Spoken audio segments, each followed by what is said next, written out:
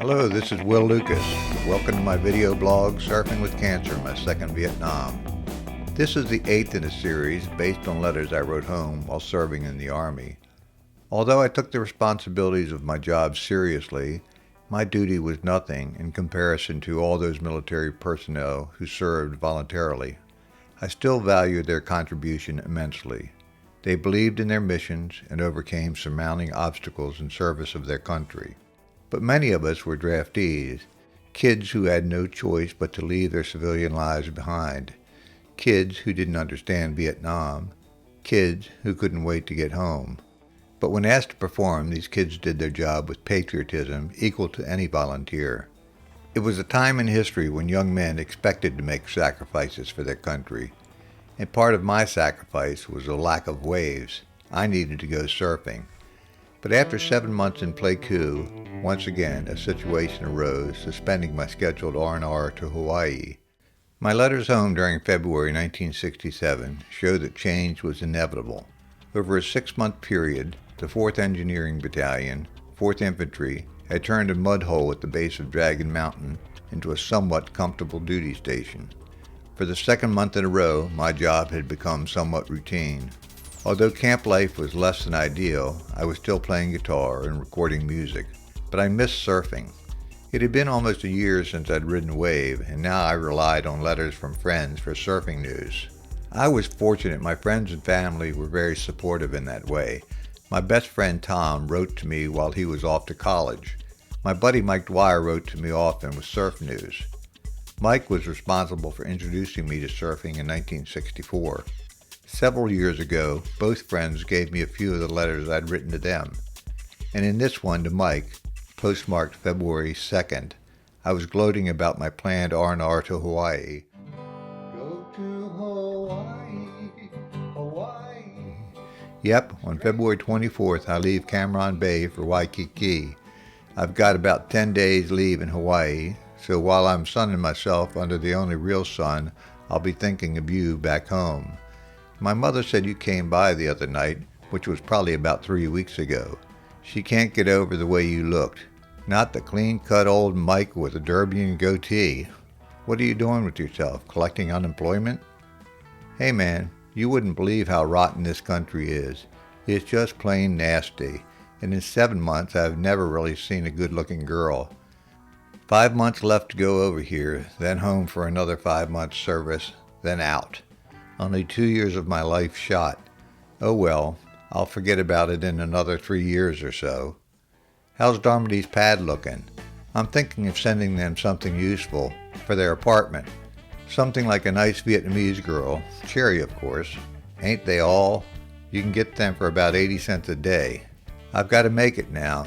You know, pack for Hawaii and all that. Letter to my parents, 2 February 1967. Hi. Just sitting and waiting for an answer about Peg coming to meet me in Hawaii. You know, when I get back from Hawaii, I'll only have at the most 4 months left over here. I think and hope I'll get out of here before July 6th. Who knows? The way things change around here, it's no telling what could happen. It will be good to get away from here for about 10 days, especially to get to Hawaii for a real American type living. If the waves are small enough, I might even do some surfing. The thing I'll like most is cooking myself a nice juicy steak, and having a glass of real milk. A shame about the astronaut dying. Hey Peg, Walk On By is playing on the radio. Oh, we have television now. It started yesterday. I'm in charge of it. The first show on was Andy Griffith, then M Squad, and Bewitched, then Paladin, then Combat, then Batman, I think. I don't know, because I went to bed after Combat. It was really tiring watching all that shooting. I guess if I see the show Combat enough, I ought to be able to tell some pretty good war stories when I get home. I'm on CQ till 7 in the morning. It's 10 right now. They're supposed to have practice alert sometime tonight. I wish they would get it over with before I accidentally fall asleep.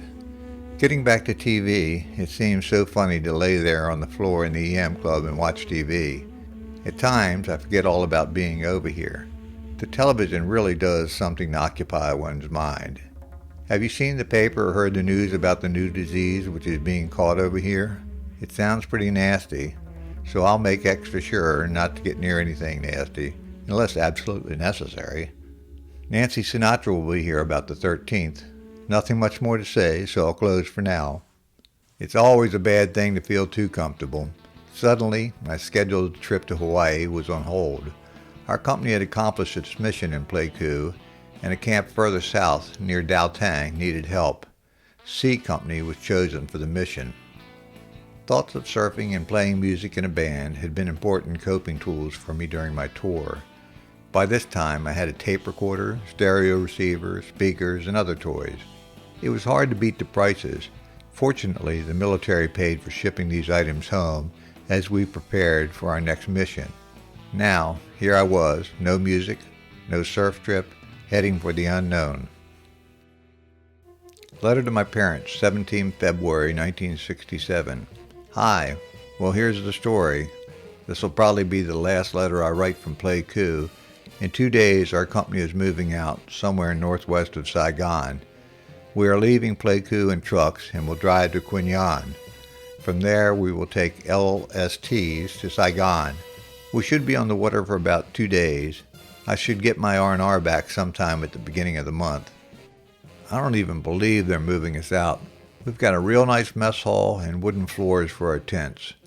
Just really starting to get settled in, and boom, we've got to leave.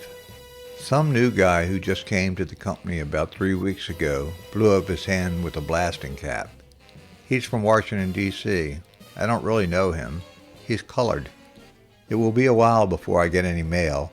With moving and everything, the mail will be messed up. It's not the Army, it's the people in it. After months of rumors about moving, suddenly we were making our way to the remnants of an old Michelin rubber plantation near the village of Dau Tieng. We were to assimilate with the 25th Infantry Division. Recently a man, Melvin Pope, who I did not know, sent me an email. He had just seen a few of my Vietnam blogs. Melvin arrived at Dragon Mountain in December of 1966 and served there with G Company throughout his tour. In follow-up phone calls and emails, he helped fill in some of the gaps missing in my letters. Melvin even wrote about Company C departure in one of his own letters. In his letter marked Saturday evening, February 18, 1967, he writes, I hope all of you are well and feeling fine. I feel pretty good. It's hot this evening and I didn't work too hard, but I'm tired. I got your letter today and was very glad to get it. C Company is moving out. They are going to a place near Saigon and taking everything but the ground with them. I hate to see them go, but maybe they will get a better place. It means a lot more work for us. I don't mind though, it makes the time go fast. Well, guess what? I've got KP tomorrow. I guess I'll have dishpan hands for a while. 2 days later, I wrote home, I hope all of you are well and feeling fine. I feel pretty good, but I'm tired. I didn't get to bed Saturday night till 11. I had to get up Sunday morning at 3:30 for KP. Believe me, it was really rough because we had to feed 2 companies. I only got 1 break, and that was in the evening. Chapter 7, Dau Tieng. Letter, 24 February 1967. Hi. Well, I should be in Hawaii today, but instead I'm in Dau Tieng, about 35 miles northwest of Saigon. We left Pleiku on the 19th and convoyed to Quy Nhon, which took about 6 hours. From there, we boarded LSTs, which took us to Saigon Harbor. From Saigon to here, we flew in some small antique planes. Oh, by the way, the boat ride was 2 days. Before we headed up the Saigon River to Saigon, we spent the night on the boat while it was anchored in the South China Sea outside of Vung Tau. Well, a couple of my buddies and myself decided we could use a swim, so down the front of the boat and into the water. It felt really good to get into the water. Well, when we got here, Dau Tieng, we found we have a swimming pool. Actually 2 pools, a wading pool and a swim plus diving pool. It's pretty nice too. The camp is on an old Michelin rubber plantation. You wouldn't believe old French buildings all over the place. And the heat. Boy, is it hot down here. Nothing at all like Pleiku. The soil on the ground reminds me of North Carolina. It's real dry and powdery. I've been swimming every day since I got here. I'll be going to Hawaii sometime next month. The first sergeant is trying to set it up for me in the middle or end of next month. Gotta go for now. Looking back, I see I did a lot of really stupid things and was lucky they turned out not so bad. Ranking high on the list is the swim that some of my buddies and I took one evening as the LST was anchored in Saigon Harbor. I'll never forget climbing down that steel ladder and standing at the bottom of the platform as the waves lapped in and out of the bow of the ship. We had to wait for just the right moment where the wave would suck us out in the small opening. As soon as I got out, I realized I had made a big mistake.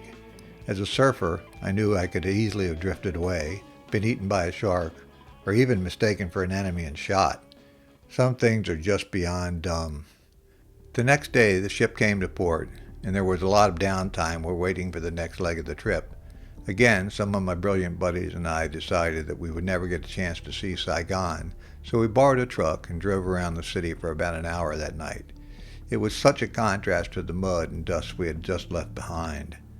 I would imagine all the equipment operators drove their trucks to the next staging area, but as a radio guy, I was flown into Dau Tieng. My welcome to camp was among the most uncomfortable experiences so far.